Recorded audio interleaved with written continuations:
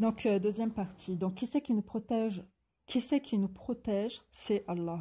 Et celui qui vit en oubliant qu'Allah le protège, ben, il va penser que c'est son ego qui se protège et qu'en protégeant son ego, il se protège. Il va croire qu'en protégeant son ego, il se protège des croyants. Et d'une certaine manière, il va croire qu'en protégeant son ego, il va se protéger quelque part de la foi. Et petit à petit, donc des croyants et de la foi et de tout ce que la religion et de tout ce que le din, que le jugement pur de la fitra nous amène à accepter et à agréer. Et c'est à partir de là, c'est à partir de l'oubli d'Allah qu'on commence à devenir hypocrite. C'est à partir de l'oubli qu'on dépend d'Allah qu'on commence à devenir hypocrite. Et ça, si jamais on l'intègre pas, ben ça y est, on est exposé à être hypocrite à tout moment.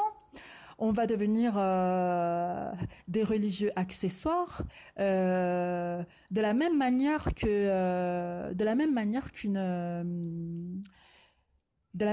qu'une pin-up se fait son rouge à ongles, son épilation, son brushing, ses bouclettes et compagnie.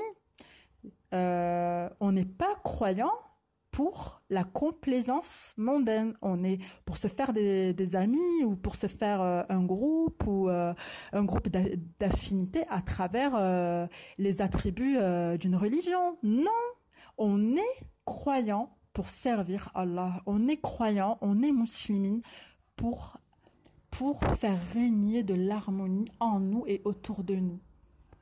Et qui n'est pas soumis aux lois de l'harmonie ne pourra pas être harmonieux. Il va finir par faire de la fitna autour de lui. Et c'est en cela qu'Allah nous rappelle à lui, qu'Allah nous rappelle à son ordre. Allah subhanahu wa ta'ala, il est paix et harmonie.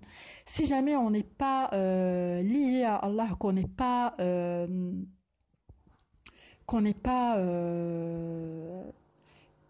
en harmonie par rapport à ses principes, par rapport à son rappel, par rapport à sa loi, par rapport à sa révélation, on sera pas en harmonie. On aura une harmonie de surface qui sera en fait dans le fond une hypocrisie. Et ça, c'est terrible.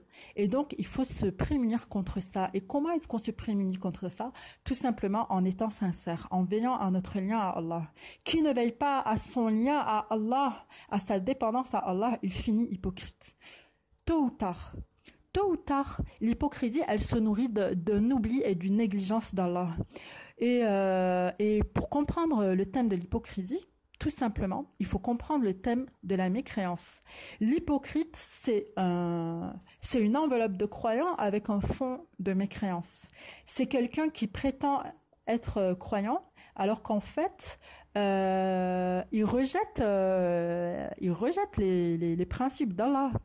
Et parce que quelque part, il veut protéger son ego plus qu'Allah. Il croit pouvoir se protéger d'Allah. Il croit devoir protéger son ego, alors que l'ego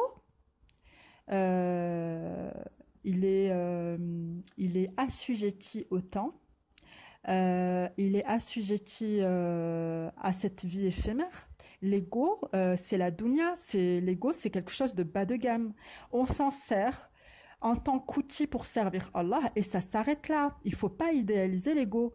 Et si on est quelque chose, on doit être cet amour d'Allah qui nous fédère et qui nous nourrit et qui nous harmonise, qui nous fait vieillir et qui nous donnera la mort et qui nous redonnera la vie. C'est ça qu'on doit être. On ne doit pas être cet ego idéalisé ici-bas qui cherche à crâner, qui cherche à faire son beau et son malin auprès des gens.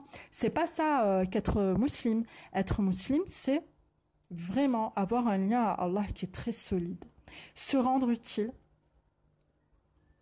aimer pour les autres le bien qu'on aime pour nous, s'imposer, oui, mais chercher à dominer, non. Mais énormément de gens pensent que s'imposer, c'est chercher à dominer, à dénigrer autrui, à rabaisser autrui et à se sentir supérieur. Et là, on trouve beaucoup les traits, on retrouve énormément les traits de l'hypocrisie. Les gens qui ont oublié Allah et qui ont laissé leur nefs les dominer. Et c'est qui nous fait oublier Allah et et qui et qui et qui nous pousse à laisser notre nefs nous dominer, cet ego nous dominer, au point qu'on vive à travers les lois de l'ego, à travers les lois de notre ego sur nous, davantage qu'à travers les lois d'Allah sur notre ego, c'est shaitan. A'udhu billahi minhu. Et d'ailleurs, le verset, il est là. Le verset, il est là. Le diable les a dominés et leur a fait oublier le rappel d'Allah. Ceux-là sont le parti du diable, et c'est le parti du diable qui sont assurément les perdants.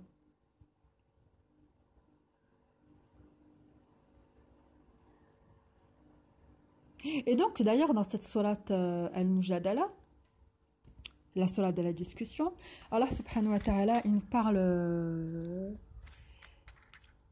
parle de notre rapport au messager d'Allah subhanahu wa ta'ala. Et il faut comprendre que notre rapport au messager d'Allah, il nous parle de notre relation au messager d'Allah sallallahu alayhi wa sallam. Et il faut savoir que notre relation au messager d'Allah sallallahu alayhi wa sallam, c'est en fait le rapport à la foi pure, le rapport à la fitra, le rapport à la soumission pure, à la crainte d'Allah, mais à la crainte d'Allah sincère.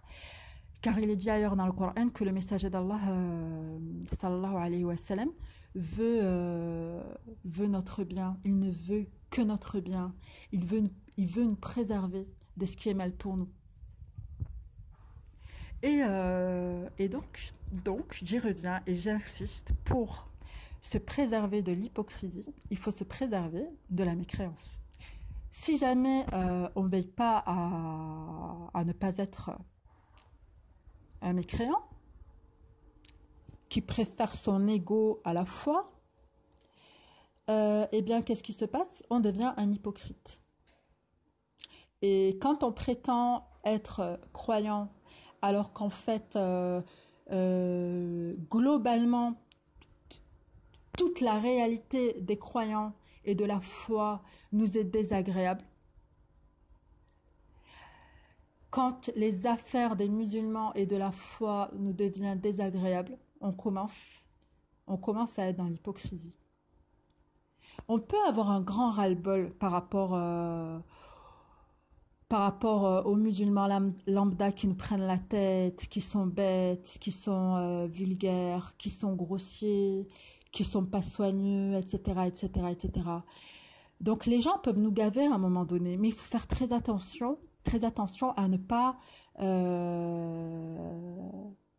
pas rejeter une partie de nous-mêmes et une partie de notre foi avec eux. Ça, c'est vraiment très, très, très, très important. Parce qu'en étant dénigrant envers les gens, quelque part, on est dénigrant tout court. Et dénigrant pourquoi? Parce que notre ego prend le dessus sur notre crainte d'Allah. Et vraiment, vraiment, vraiment, donc,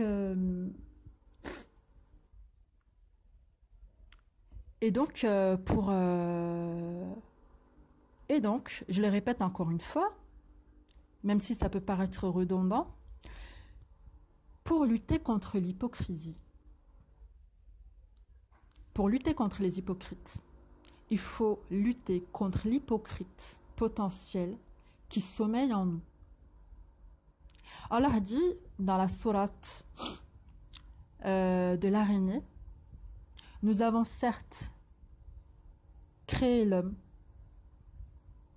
Non, ça c'est dans la sourate de la cité. Dans la sourate de la cité, Allah subhanahu wa ta'ala dit, nous avons certes créé l'homme pour une vie de lutte. Et dans la sourate Al-Ankabut de l'araignée, Allah dit subhanahu wa ta'ala, et quiconque lutte ne lutte que pour lui-même, car Allah peut se passer des mondes. Donc notre dépendance à Allah, elle est fondamentale. Elle nous permet de toujours respecter la fitra. Parce que par exemple, quand il y a quelqu'un qui pêche, qui boit de l'alcool, qui fait des conneries, qui va en boîte de nuit, etc., etc., etc., c'est son nefs qui a pris le dessus sur sa fitra. C'est pour ça qu'il fait ça. Mais avec la crainte d'Allah, on ne va pas le juger et on va lui permettre de se repentir. On va pas le juger en mal, lui faire le procès d'intention, ouais, tu es un mécréant et compagnie, tu es un hypocrite, tu bois de l'alcool, machin. En luttant contre ce qu'on voit de nos yeux, en luttant contre ça en nous-mêmes, on va l'attirer vers ce qu'on aime sincèrement pour nous-mêmes et pour lui-même. Et c'est comme ça, masha'Allah, que les choses se passent. C'est comme ça que les choses se passent dans la foi. On peut dire à une personne qui pêche, par exemple, je sais pas moi, qu'est-ce qu'on pourrait lui dire? Oh, ce que tu fais, c'est pas bien. Enfin bref, on s'en fout des exemples. Ça, c'est pas le sujet. Le sujet, c'est vraiment de craindre Allah. C'est vraiment de craindre Allah. Si on craint Allah, le résultat, il sera majestueux. Donc bon, je vais abréger, hein, je vais lire mes notes vite fait. Donc conclusion. Pour traiter la question des hypocrites, pour comprendre leurs caractéristiques, il faut se situer dans une logique combative pour la justice et dans l'acceptation de la toute-puissance d'Allah vis-à-vis de soi. Cela n'est possible que par l'acceptation de la mort et la cessation de sa crainte. Ne plus craindre la mort est la preuve la plus indiscutable de la foi ferme. Il convient pour comprendre la notion d'hypocrisie, de comprendre que l'hypocrite est dans l'apparence et la prétention de croyance. Il est dans l'apparence et la prétention de soumission et de foi, alors que sa lâcheté, sa crainte de la mort et son hésitation, sa lenteur à se joindre au rang de combat, témoignent de l'inverse. Pour traiter la question des hypocrites, il ne faut pas simplement se référer à la racine du mot mim nun kaf, donc munafiqun. Oui, voilà. Donc il ne faut pas se référer à la racine du mot, qui forme le terme munafiqun, mais se référer à toute exhortation à ne pas être mécréant. Donc ça, c'est partout dans le Coran. Partout dans le Coran, Allah subhanahu wa ta'ala nous met en garde contre la mécréance. Et ça rejoint le sujet de l'hypocrisie. Il ne faut pas croire que le sujet de l'hypocrisie, c'est uniquement quand Allah nomme les hypocrites ou le sujet abordé par le terme en lui-même. Hypocrite, munafiqun. Non. Pour se préserver de l'hypocrisie, il faut se préserver de la mécréance en nous-mêmes. Donc, qu'on cesse de penser aussi que l'exhortation qui est faite envers, que la menace de l'enfer qui est faite envers les non-musulmans, qu'elle est faite uniquement contre les non-musulmans, que les kafiroun, ils sont extérieurs à nous, que c'est eux là-bas qui sont pas comme nous, qui pratiquent pas comme nous, qui portent des mini-jupes, etc., etc. Pas du tout, mais pas du tout, mais pas du tout. Absolument pas. La menace de l'enfer, elle nous concerne surtout nous les croyants. Elle nous concerne surtout nous les croyants qui voulons exceller, qui voulons restaurer, réveiller, ramener en conscience notre sainte fitra. La dépendance à Allah subhanahu wa ta'ala, qu'est-ce qu'il y a de plus magnifique? C'est l'humilité même. C'est le non-égo, c'est le non-orgueil, mais il n'y a rien de plus beau. Est-ce que les oiseaux sont orgueilleux? Non. Il n'y a que les humains qui ont oublié Allah pour être orgueilleux. Et il n'y a franchement rien de plus moche. Il n'y a rien de plus moche que cette suffisance abjecte qui rend les gens méchants, qui rend les gens cruels et qui les rend complètement dégueux. Et alhamdulillah ala ni'matil islam.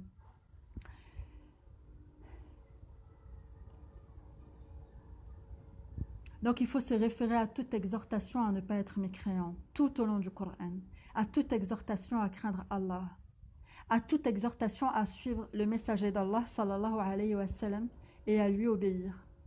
Le Coran nous apprend que c'est le parti d'Allah, que c'est le parti de la foi qui sera victorieux. Donc les hypocrites, les dénégateurs ne pourront pas réussir, tandis que la victoire est promise aux croyants. Grosso modo, ne craignez pas les mauvaises personnes, les hypocrites, la mauvaise foi ou les traîtres. Craignez juste Allah, subhanahu wa ta'ala. Car quelque part, votre négligence à son égard va vous retomber dessus. Veillez juste à ne pas être vous-même l'hypocrite.